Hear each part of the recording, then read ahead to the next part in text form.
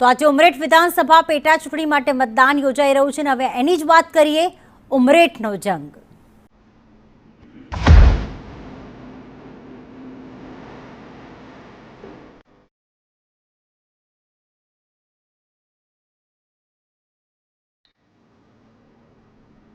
સવારે 7 વાગ્યાથી મતદાનની તો શરૂઆત થઈ ગઈ છે, પરંતુ અત્યારે જેમ જેમ ગરમીનો પારો વધી રહ્યો છે, જેમ જેમ બપોર થઈ રહી છે, તેમ તેમ મતદારોનો જોશ હવે ઘટતો જઈ રહ્યો છે અને સીધી જ અસર મતદાન પર પડી છે। આ ગરમીની મતદારોનો જોશ ઘટ્યો। ઓડ વિસ્તારના મતદાન મથકો અત્યારે ખાલી જોવા મળી રહ્યા છે। મતદાન પર ગરમીની સીધી જ અસર જોવા મળી રહી છે।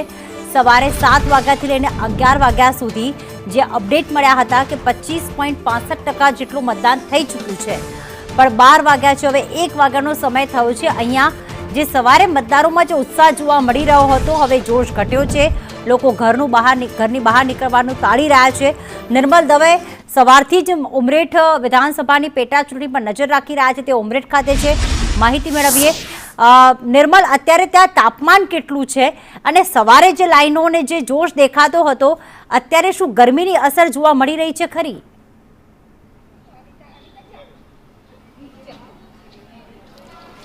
જો તાપમાનનો પારો ઉમરેઠની અંદર અત્યારે 40ની આસપાસ જોવા મળી રહ્યો છે। ગરમી પોતાનું જોર બતાવી રહી છે અને આ જોરની અસર મતદારો પર પણ જોવા મળી રહી છે।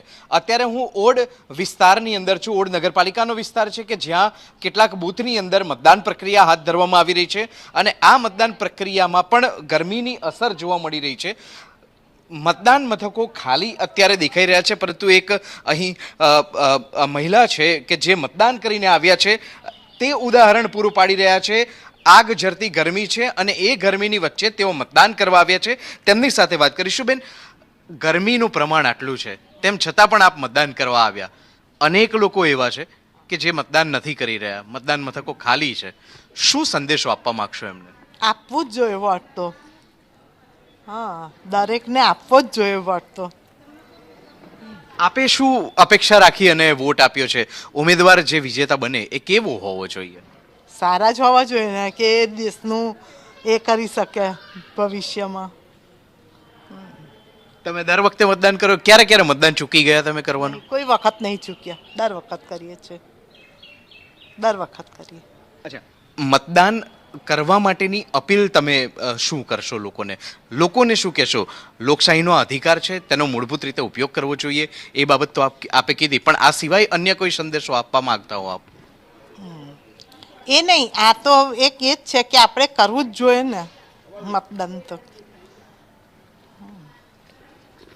બિલકુલ, મતદાન કરવા માટેની અપીલ કરવામાં આવી રહી છે। હજી પણ મતદાન મથકો એટલા માટે ખાલી છે કેમ કે ગરમીનો પારો સતત વધી રહ્યો છે।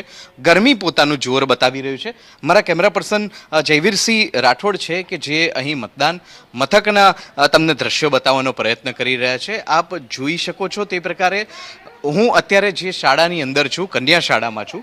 કન્યા શાળામાં ટોટલ 3 બૂથ આવેલા છે। 3 બૂથની અંદર મતદાન થઈ રહ્યું છે, પરંતુ અહીં સાવ આંગળીના વેઢે ગણી શકાય એટલા લોકો જ મતદાન કરવા માટે આવી રહ્યા છે। 3 પૈકીના 2 બૂથમાં તો નહિવત પ્રમાણમાં મતદારો છે કે જે મતદાન કરવા આવ્યા હોય, પરંતુ ગરમીની અસર જે રીતે અત્યારે જોવા મળી રહી છે, ગરમી પોતાનો રંગ બતાવી રહી છે અને તેની અસર મતદારો પર જોવા મળી રહી છે।